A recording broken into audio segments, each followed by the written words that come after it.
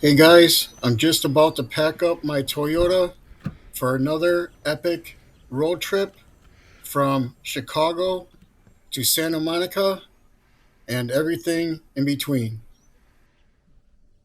Even though I only pack the bare bones necessities, it's still important to utilize every square inch in this car, and I pack stuff on the floor and even underneath the seat. I'll be gone for at least 6 to 8 months with a total of 10,000 miles expected to be driven. I only need to pack enough stuff to get me to my RV, which is stored down in Coachella Valley, and that's about 2,500 miles from here. To get to the bed, you can either climb in the back door or the side door here. And what I have is a double foam mattress. It's actually quite comfortable, and the length of this vehicle is just perfect. It allows me to fully stretch out my legs. So I do save a ton of money converting this car into my home on wheels. Instead of paying money at a motel, I'll just sleep at rest areas along the way. There's some fruit cups for breakfast and some beverages here on the seat. On the floor there, you can see my lounge chairs. And again, there's my bed, which is actually quite comfortable. It is a little tight in here, but it's basically all you need. And on the floor here, I've got some more Cheerios and goldfish crackers, and I'm just about ready to go here. And here's my 30-foot Class A RV that I park in Coachella Valley. It's also where I primarily use this RV.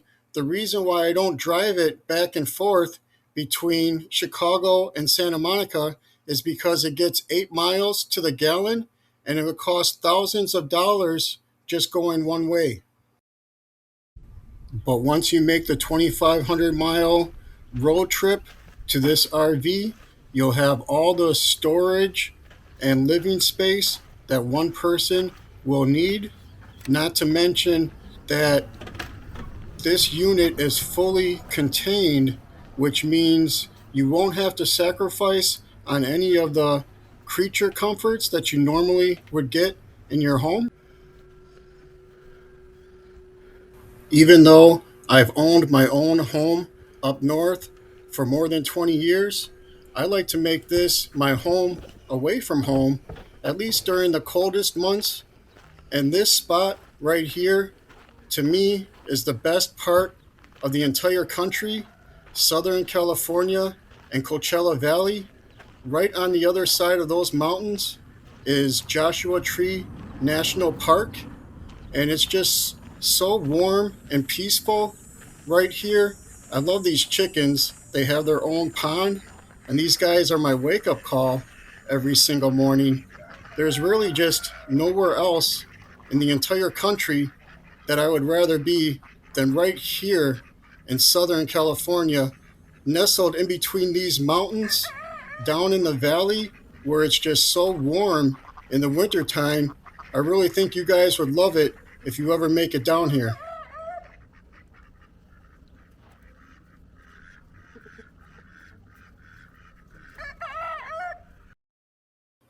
So this is the master bedroom where I sleep. And what's really cool about this RV's layout is that if you close this door, you now have an ensuite bathroom with some nice storage right above the toilet.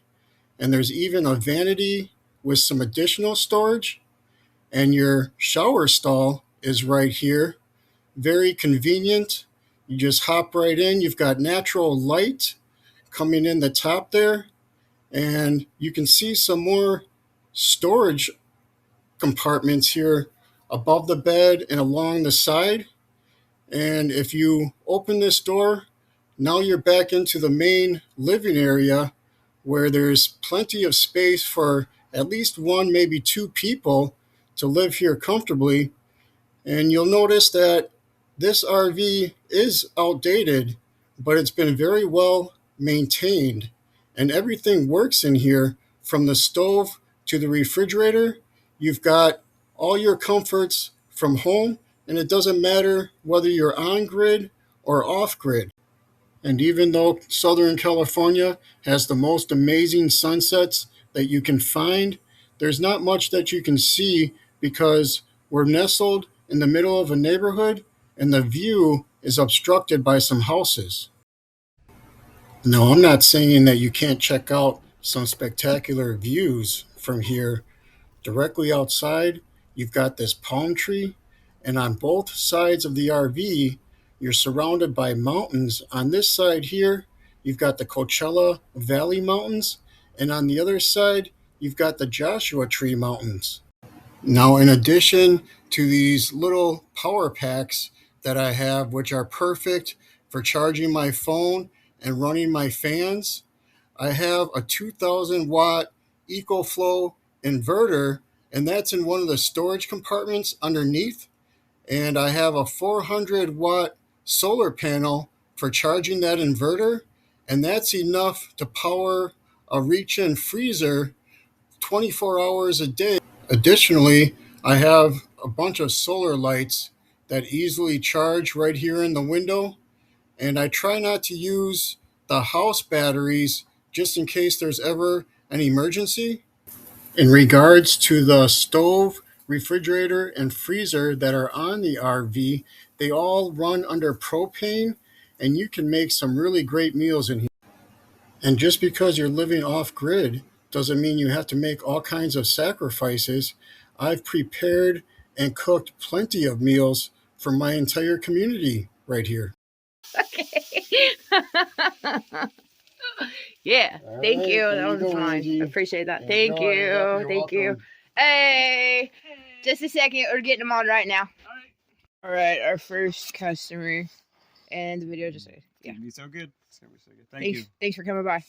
Thanks Happy New Year. Happy New Year. Happy New Year's. You guys are amazing. He is amazing. I'm just here goofing off. Have a great day, man. Thank you. Yep, see you soon.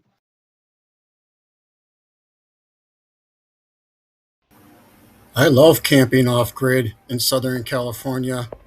And even though things in Slab City didn't go exactly as planned, I still enjoy the freedom of just finding a place down here off grid, somewhere in the middle of nowhere.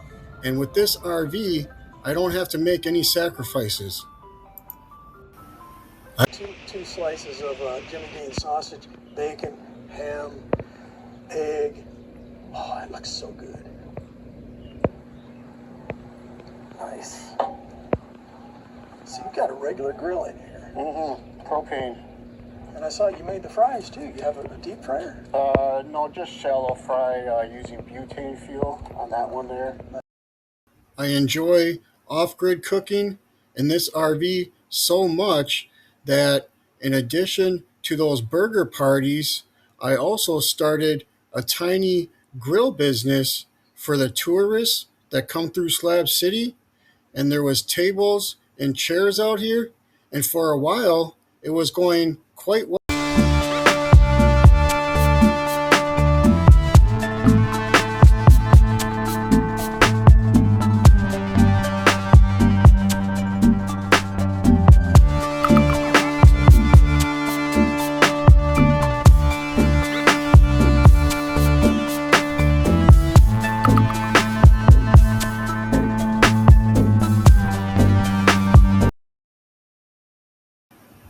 I do like the reach-in freezer because it allows me to store more food for a longer time. Otherwise, if I just used the small freezer on the RV, I would have to go every couple of days to the food store.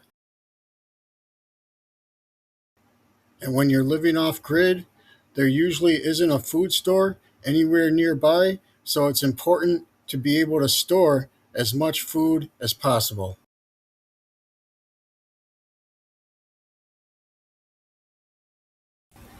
This off-grid kitchen is completely set up for you to cook some great meals.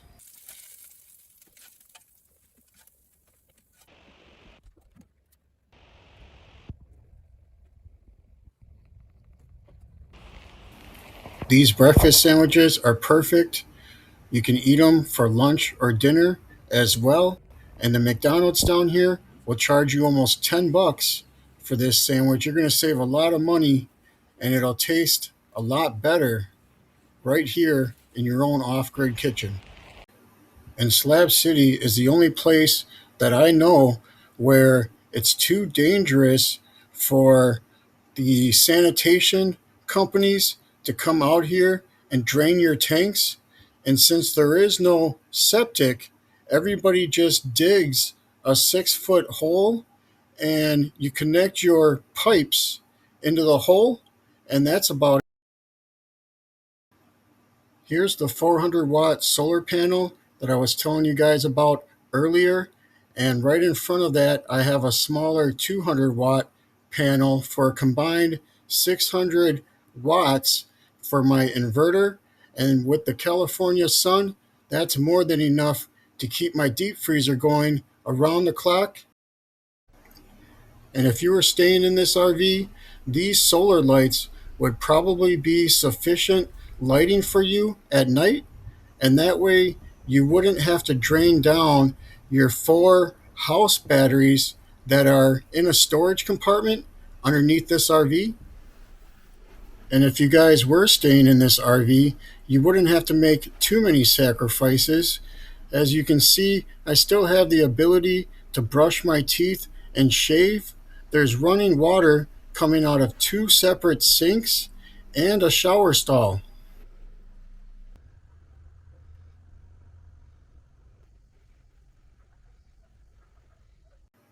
So regardless of how many luxuries this RV will provide you, even if you're off grid, the one thing that it won't do is give you air conditioning.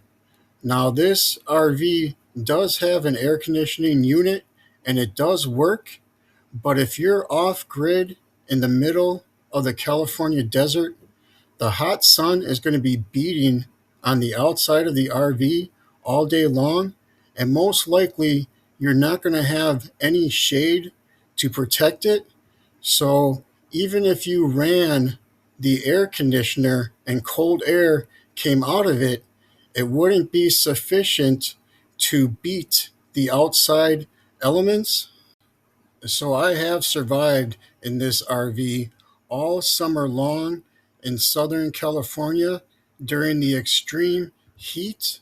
And there are certain months where you just can't sleep inside this RV because it doesn't drop below 100 degrees and you would suffocate inside the RV. So all you would do is pitch a hammock outside and sleep right outside your RV. And then you could come in during the day, like early morning before it gets too hot. But by the afternoon, you would have to clear out of the RV, have a place where you could go and come back later in the evening when it cools down. Now, this RV has a awning that pulls down to give you a little bit of shade from the sun, and there's storage compartments that wrap all the way around, and a really big one in the back that goes the full width of the RV. Otherwise, if you're not careful about the time of year where you're staying off grid and you have no air conditioning, it could end up being a death sentence for you. This heat and end of summer humidity is no joke. When I lived in Slab City, people were dropping like flies during this time period.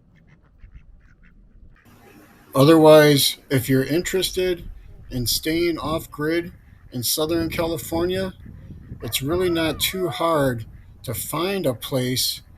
These California farms are all over, and some of them even advertise online. There's a website called HipCamp, and you can find plenty of places right here in Coachella Valley. There are also a lot of mobile home parks in the area. Now, Coachella Valley is quite expensive. I've seen the mobile home parks get upwards of $1,500 to $2,000 per month. So if you're looking for something a little bit more affordable, you would want to head south of Coachella. And the closer you get to the Salton Sea, the cheaper those mobile home parks are going to charge you. Now, while that is true that I lived inside this RV during the extreme heat when it was approaching nearly 120 degrees, there was a cooling center that I utilized 7 days a week. It was only 4 miles outside Slab City. And since this RV is no longer in Slab City, I only stay in it until it just gets too hot, usually around March or April.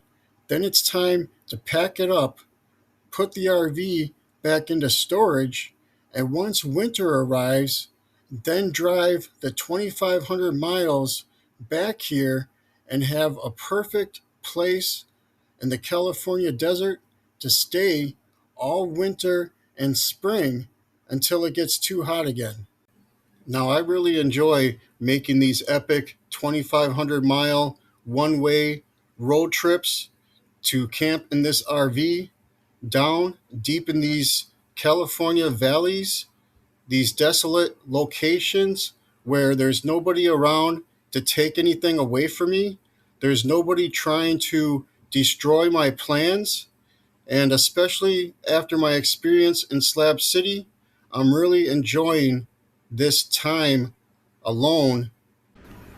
It's not that I have anything against people, and the majority of people down here in Southern California are pretty cool. I like interacting with them, but when it comes to my personal living space, I'd much rather be all alone.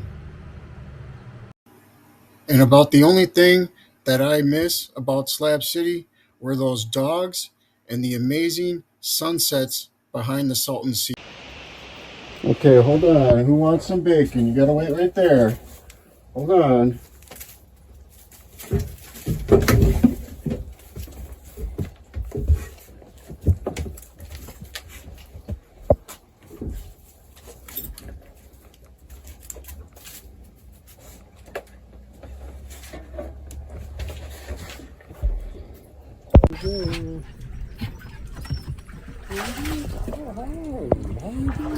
Hi, Duke.